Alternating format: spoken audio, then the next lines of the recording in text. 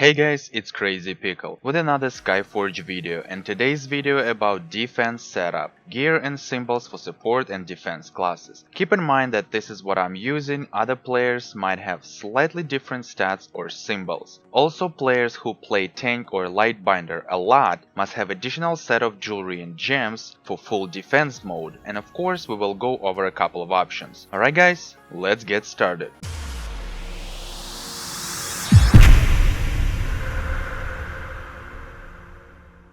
First option for player who's not an Elder God yet, or even if you are but your tenacity and mercy aspect not maxed. Obviously weapon and artifact for Lightbinder will be support, aura power and winds of skies. For defense classes, weapon with stat endurance, and two artifacts that I'm using is Treewain for the knight and Growwalker, impenetrable shield for paladin. Occasionally can use Treewain for paladin as well. Now jewelry and gems. Most important piece is implacability of aspect, which you can get from training version of Avatar as a drop, and it is must-have item because it is granting the adaptation symbol. When we jump to the symbol part, I'll explain more about it. If you don't have implacability of aspect, which would be very sad, then you need to get another amulet, reroll stats on it, which key stats will be general defense, max stamina and barrier. Secondary will be melee defense, range defense and defense after healing. Also, the reason why I'm using Ring, Bracelet, Sapphire and Topaz low gen, it is because you don't need main stats from it like main damage, critical damage or companion damage. You only need key and secondary stats. Ruby and Emerald I keep from my DPS set, it is works for me, and those items I upgrade anyway. Both those items give health as a main stat. You can try to do the same, but if it will not work for you, then you have to get current or at least one gen lower, replace stats on it, and if you can upgrade it to 100% integrity for the high number of health, then do so. In case you went for additional Ruby and Emerald, then key stats will be general defense, protection against elite, healing efficiency, and secondary stats will be mobility after healing, defense when wounded, protection against control. Yes, health is very important. Also about Brooch, since this item you cannot upgrade from lower gen to next gen, meaning there is no items for that like for the ring, amulet and all gems, item I'm talking about is Rebirth Flame. What you can do is use your previous generation brooch for your defense set. Just reroll key and secondary stats on it. Key stats will be companion cooldown, general defense, max stamina. Secondary stats will be melee defense, range defense and defense after healing. So, even without implacability of aspect, it is possible to tank or play Lightbinder, but would be more challenging compared if you'd have implacability. Like I said before, implacability of aspect is item you must have. Now, second option. If your tenacity and mercy aspect are maxed, then you only change bracelet to echo of aspect. Max tenacity allows you to wear 2 legendary pieces and mercy gives you 10 weekly edicts, which gives you a few different items. But that's gonna be another part for the different video. So to get echo you need 7 fluids of incarnation, which you get from addicts of course. Keep in mind you can only store 7 fluids in your bag. There are total 4 jewelry you can get from fluids, which is hunger, concentration, rivalry and of course echo. You can only get 1 of each, so to get echo you must have hunger, concentration and rivalry, then it will 100% gives you echo. If you have only 2, it will give you it will be actually 50% chance to get echo or another jewelry you don't have. I'm using echo only for health and whatever key and secondary stats will be on it. So yeah, second setup I'm using for both tank and lightbinder. Well, this is it for the gear part. Let's talk about symbols now. So symbols. Well, as you can see right now, this is my setup for the symbols, and of course they could be little tweaks on specific symbols that you may use, depends on the situation. So of course the first it's all the emblems, and I'm most of the time using emblems of mercy because when the emblem is picked up you restore 5% health to the most wounded group member. So, and usually if there is enough DPS, there is a lot of emblems of mercy drops, so pretty much you kind of keep healing your group members. That way they will stay alive as long as possible. Let's say if a situation requires to protect yourself more, then possibly you can go for the emblems of protection. But for me personally, I'm usually always using emblems of mercy, so sometimes yes, I can use emblems of protection, but not as often as emblems of mercy. So the second thing is, of course, the emergency maneuver dodge. Every time you use your dash, every 24 seconds, you are invulnerable for 4 seconds. None of the control effects affect you, or none of the damage deal damage to you, so things like that. I don't think you need anything else. That's probably the best way to go, specifically for Lightbinder, and I would pretty much say for the tank too. The third symbol will be Protective Shelf, which is for every 10 seconds of health lost, you gain an effect that reduces incoming damage by 40%. Duration of the effect is 6 seconds. Also, during the gear part, I mentioned about the implacability of aspect, what kind of effect it gives, which means it gives you the adaptation symbol, so which is you already have one, but since you're gonna use the protective shell just in a symbol menu, the implacability gives you adaptation. Each time you take damage, you gain an effect that reduces incoming damage by 2.5%. The effect stacks up to 10 times and lasts 6 seconds. So you get 25% from the implacability, it's reducing incoming damage. Plus you get incoming damage by 40% reduced from the protective shell. So if you constantly getting damage, you always have the protective shell on you, and plus the adaptation. So it's a lot. It's like what, 65% just to reduce the damage to yourself, and it's really good. It's really helpful. So that's why the implacability of aspect is really important.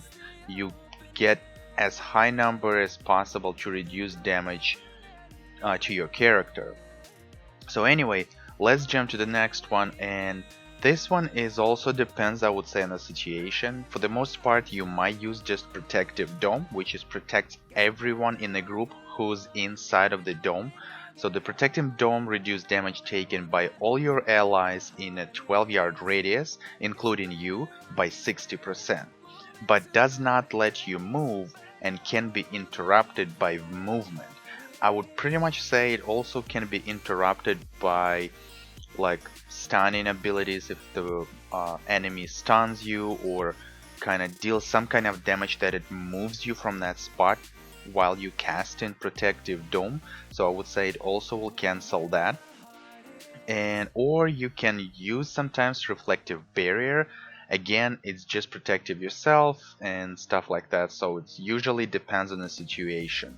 Depends on what kind of mission you do, what the boss is, and what the ability is. So if you need to protect just yourself to survive, maybe it's some kind of like a fatal hit that you can die with just one shot, then everybody probably gonna use the Reflective Barrier. So, and the next one is, me personally, I'm using always support mode, which is boost increased damage dealt by 20%, and it's because it's a random, it always jump on a different DPS classes. So that's pretty much what I'm using. I don't never use the defense mode on a Lightbinder, so pretty much always support mode to give as many support to different member each time it uses that symbol, and just give that person boost by 20%. So it's personally me. Maybe some people gonna use something else, something different. I'm not sure.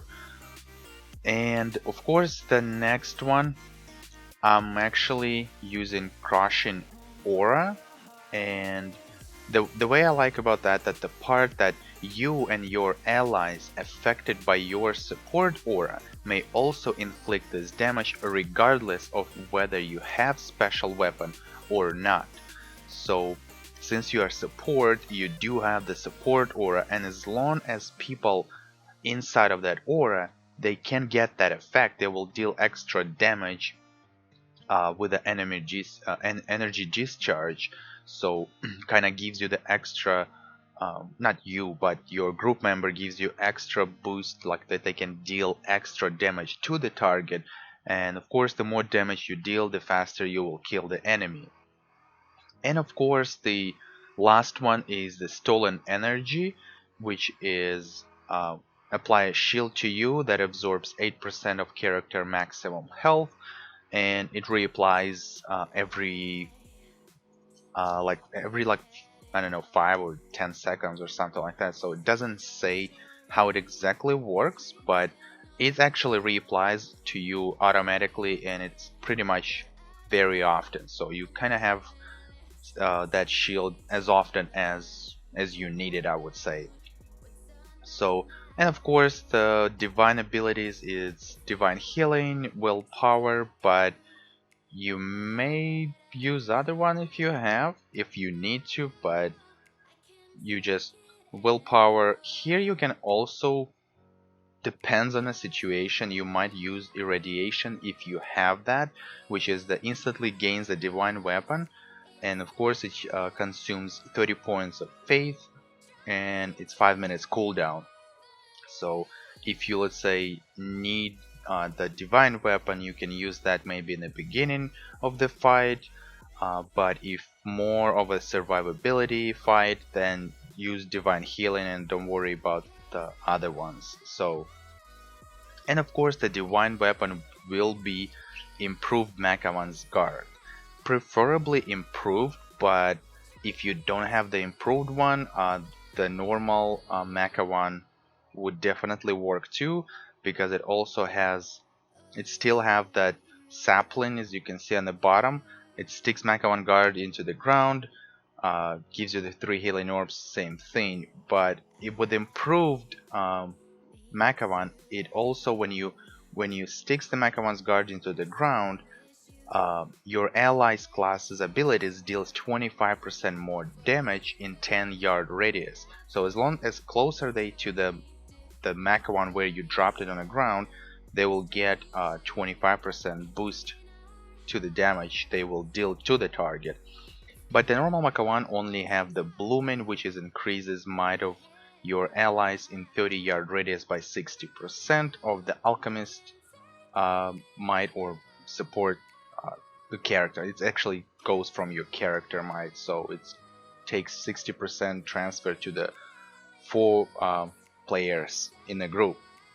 But the normal Makawan sapling is without the increase in damage dealt by 25% more. It also drops on the ground and drops the 3 healing orbs. So that's pretty much it. It's still good, but preferably improved Makawan is right now is the best way to go. So if you play in a light binder, I would suggest to upgrade your Makawan to the next level. So that's pretty much it for light binder setup.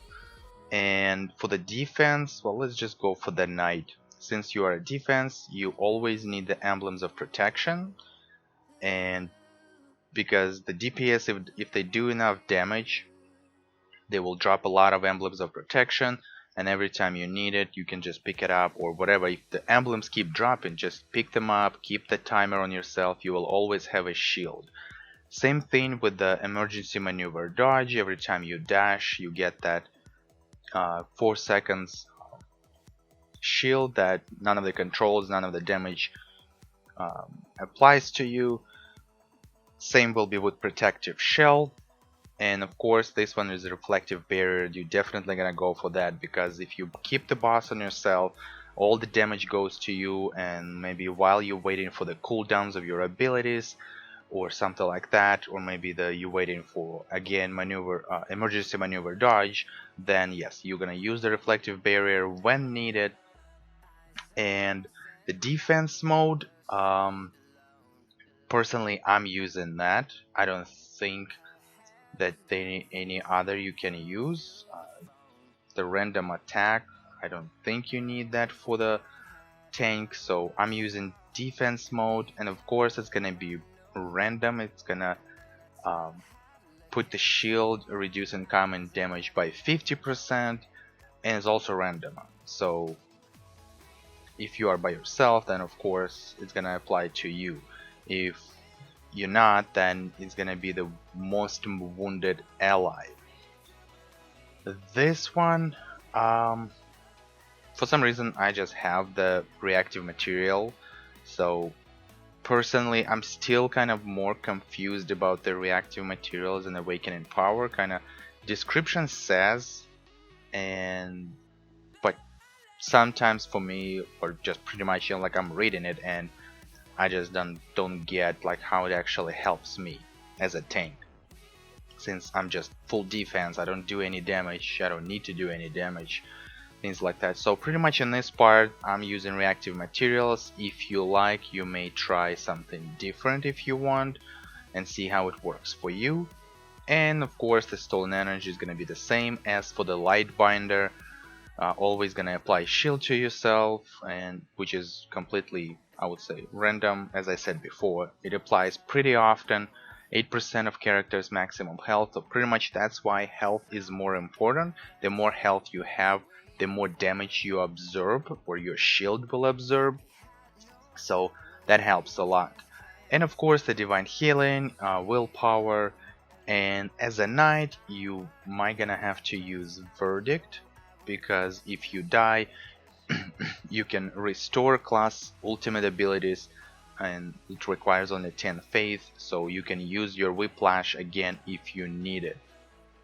The divine ability, the divine weapon, I have a improved Laertes sword. I'm not sure if I pronounced that right, but I think that the glove of Thanatos would also might work, because it has that life drain ability. You applied 4 levels of hunger, and then you use the life drain ability, which pull the enemy towards you, dealing damage to them and restoring 100% of your health. So I'm not sure how often it procs, so it of course gonna be depends on how much damage your group dealing to the target. So if it procs I would say often enough, then whatever you needed you can use it to get your health back, and maybe save more important like abilities or symbols or whatever for later. So you may test that and play with that too. It's all about that part, I would say. I didn't test it. I have enough survivability that if I needed health I always can pick up the healing orb if I need to, and maybe heal yourself if I have to. So I don't see much that weapon procs for me as a tank. So that's pretty much me personally, I would go either the glove of Thanatos or the Laertes' sword. So, and pretty much it's gonna be same for the paladin, same setup. Maybe also the divine weapon would be different. I'm using every time I'm using something different, since I don't see that the divine weapon procs that often for the tank. Yeah, I was using the protective dome when I was probably doing a Gorgonite the Gorgonite distortion, so I was using that for some reason. Anyway, and the Groove Walker is gonna be pretty much the same, so the divine weapon you can choose whatever you want, I would say. Maybe if it's a multiple targets you tanking, then yes, you can go for the Laertes sword. If it's improved, it will pull all the enemies around you to you. That way you can protect other group members that they're not gonna get damage from multiple targets. So you're gonna keep all the enemies around you, you're gonna keep aggro and all that. So, well, I think that's pretty much it for the symbols. Like I said before, get your hands on an implacability of aspect if you don't have it, because it's really important item for specifically for light binders and tanks. Even if it's even important item just for the survivability. Maybe you're not strong enough, and like you don't do like way crazy damage, but people need you to survive. That way you can use that too as a survivability item, so kind of keep that in mind. And yeah, I think that's pretty much it for the symbols and the gear. And guys, if you have any questions, then just leave the comments down below. I will respond as soon as I can. And yes, this is it for this video, guys. I hope you liked it. If you do, hit that like button, and if you're new to my channel, don't forget to subscribe and activate notification button that you won't miss new video I post. You can also follow me on Twitter and Facebook at crazypickle7, and you can join my Discord server. I will drop the link in the description. Alright guys, until the next time, take care.